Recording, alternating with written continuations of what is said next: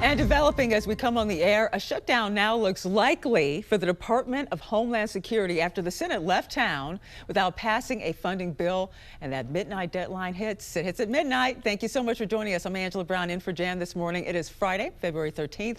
Democrats are demanding changes to immigration enforcement before they'll approve any funding in this case. But the Trump administration says the shutdown will not impact ICE operations on the ground. You're talking not funding the Coast Guard, who have stopped multiple loads of drugs coming in this country. You're going to defund TSA, who keeps our skies safe. You're going to defund the Secret Service. ICE has all the money they want to keep doing the job. And let me be clear, mass deportations will continue. I mean, you heard it there. So you have the deportations. They're going to go on. That's pretty clear. They're still doing their job. Yeah, that's clear. So we talk about this shutdown. It seems like we've been here so many times, Mark, in the past. So many times, and that's true. Where do things stand right now? Well, it doesn't look like they're going to get to a deal by the end of the business day today. We'll see, though, Angela, as all signs are pointing to that DHS shutdown. So what does all of this mean? Well, it would take effect at midnight tonight unless Congress strikes some sort of deal in the 11th hour. In the end, the bill failed to pass in the Senate. The final tally there, 52 to 47. The White House and congressional Democrats traded offers, counteroffers. Both sides could not come to a deal yesterday. Democrats want to put more restrictions on ICE and federal agents who are carrying out those deportations. It's not clear if the White House will agree to any of the demands. Now, this shutdown wouldn't necessarily impact immigration operations right now. In the short run, it would have a big effect on FEMA, though. TSA and Coast Guard members will not get paid, even though they're considered essential employees. So this is a dangerous situation that we're in, that the Democratic Party has chosen to shut down the department that was created after 9/11. This department was created recognizing that we are vulnerable to terrorist attacks and that American homeland needs to be funded and focused on keeping us safe within our own borders. Senate Republican Katie Britt attempted to pass a stopgap bill during yesterday's session. It would have kept DHS funded for another couple of weeks. However, it was blocked by Democrats. They don't want another short-term funding bill without reforms to ICE. We'll stay on top of the latest here for you this morning at the live desk. American people, but I'm glad to tell you, I'm happy to report Republicans got the job done. Our majority worked together, and we got the bills over the line. So we have now funded 11 of the 12 separate appropriations funding bills for the government for the year, and that's a big achievement because it's a big move towards regular order. Is something we promised and committed to. The biggest move towards that in many, many years. Now, the President, the White House have engaged in good faith with Democrats in the Senate, and they've said they would negotiate on the final bill, the Homeland bill. And you might say, well, now that 96% of the government is funded, it's just 4% what's out there. But it's a very important 4%. Because remember what the Homeland Security bill covers. It's not just Immigration Customs Enforcement. It's not just Customs and Border Patrol. It is TSA. It's the agents who keep us safe in the airports and keep air travel moving. It's the Coast Guard. It's Secret Service. It's FEMA. We're in the middle of winter storms that people are still digging out from. So this is no time to play games with that funding. We hope that they will operate in good faith over the next 10 days as we negotiate this. The President, again, has reached out. We are restoring calm in Minnesota, but again, we make the plea and the demand that the governors and the mayors in these blue states and blue cities participate with federal law enforcement so that we have a safer environment in which to implement and to enforce federal immigration laws. Very, very important, and it's something the American people demand and deserve. So we'll go forward now. We hope that everyone is in good faith. We think the next 2 weeks will be critical, but I hope that they will not keep that funding in suspense because it's too important to the American people. Mr. Speaker, good afternoon.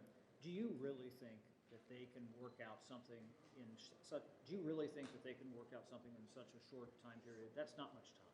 I do. I mean, if everyone comes to the table in good faith, I'll tell you what we are not going to do. We're not going to work towards some sort of amnesty program or something. Some Democrats have whispered that that's what they would be about. We are not going to impede the enforcement of federal immigration law. We can't do that. We have to apprehend these dangerous criminals. We have convicted murderers and rapists and child molesters in cities across America, and we have Immigrations and Customs Enforcement for a reason. These agents, these officers are doing heroic work trying to keep our communities safe, and it's unconscionable to us that you would have Democrat mayors and governors trying to impede that work, encouraging their citizens to get in the way, and that's what's created these dangerous environments. Realistic to work that out. How can you do that parliamentarily? How can you do that politically? Well, it's up to the will of the people in the building, and I hope that they'll come forward again in good faith to work this out. Listen, they made a list of requests or demands last week. Leader Schumer made that public, and I will tell you that Tom Homan is in charge in Minnesota now, and he's already bringing about many of those changes. They are wanting to make sure that immigration enforcement is done safely and smartly and efficiently. And that's what you're going to get. It's going to be balanced. It's going to be a balanced approach. Of the demands that were made, the requests that were made, many of those are already being implemented. You notice that that they're going to have the body cameras. We put $20 million additional dollars in this legislation that they're holding up right now to pay for more body cameras. But Secretary Nome came out yesterday, as you saw, and announced that this will be the new policy. These are good things. The roving patrols will be modified. There are a lot of things that I think were thoughtful suggestions that would have already been implemented by Mr. Homan and others who are in charge of all this. And so I think we can get to an agreement. I certainly hope that's true. And if they have any intention of trying to keep these other agencies of government closed, it will be a fool's errand. And remember, we did front load the funding for Immigration Customs Enforcement and CBP in the big, beautiful bill. So they have enough funding to go for the next few years. So what they will be tying up if the Democrats choose to close the government is these very essential services for everything else: FEMA, Coast Guard, TSA, and other aspects of national security. So it's a very dangerous game that they're playing. Yes, ma'am. Mr. Speaker.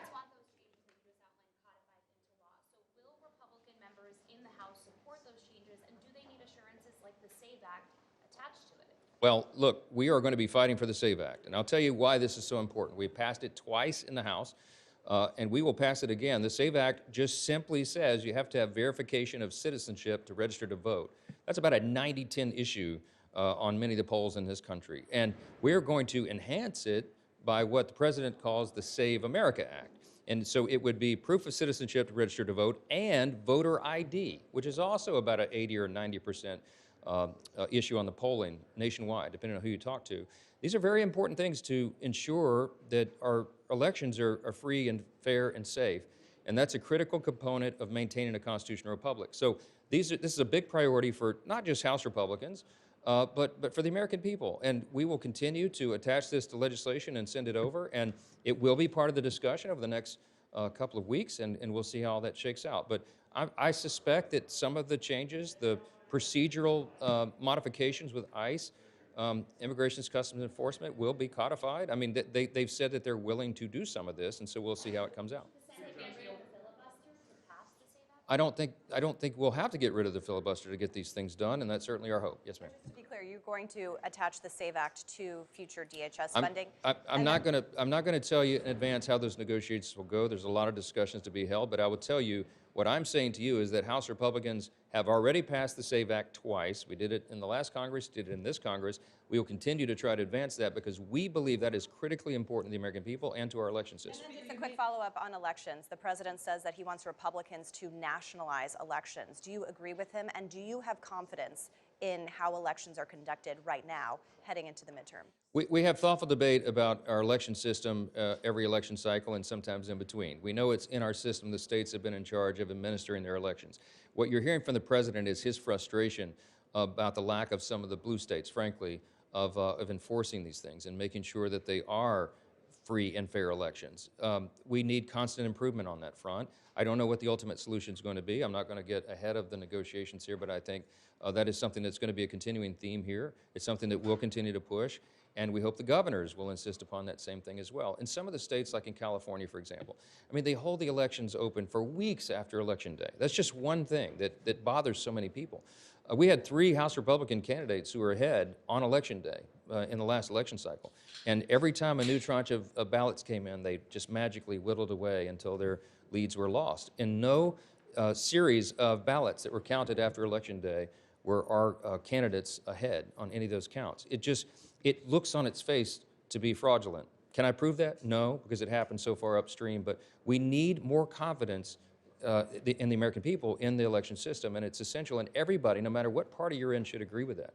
The mass mailing of paper ballots or mail-in ballots and all the other irregularities that have haunted us over the last couple of cycles, we need to tighten that up. Now, the red states have done a lot of good work in that front, but it's the blue states that I'm frankly concerned about. So we'll see how the law is modified and what's changed, but I hope we can get consensus to get that done. Yeah.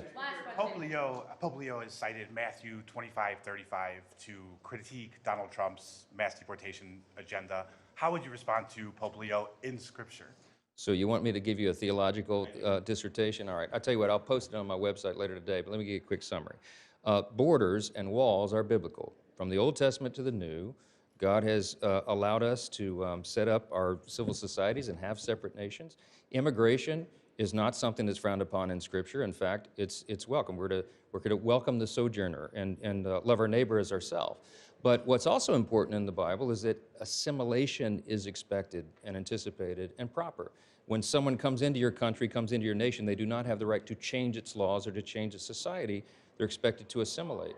We haven't had a lot of that going on. When people cite passages out of the Old Testament, they say, well, you're supposed to take care of the sojourner and the neighbor, treat them as yourself, welcome them in. Yes, but that is an admonition to individuals, not to the civil authorities. The civil authorities are given authority under Scripture to maintain order.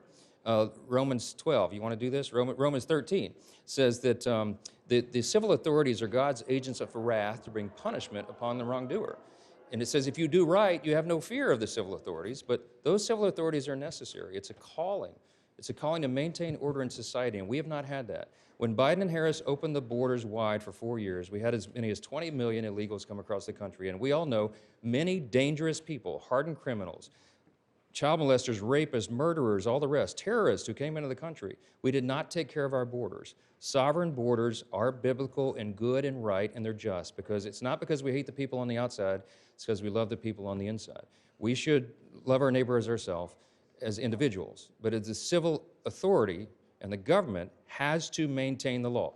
And that is biblical, and it's right, and it's just, and I'm happy to have this lengthy debate with anybody any time they want to, and I'll post on my X page the longer dissertation on that for you today, okay? Thank you all so much. This morning, Republican and Democratic lawmakers on Capitol Hill are focused on different priorities with government funding now in place. Yesterday, President Trump signed legislation to fully reopen the government while the debate continues on funding for DHS. The bill only includes a 2-week extension for the Department of Homeland Security, which was a key demand from Democrats who are pushing for controversial reforms for ICE.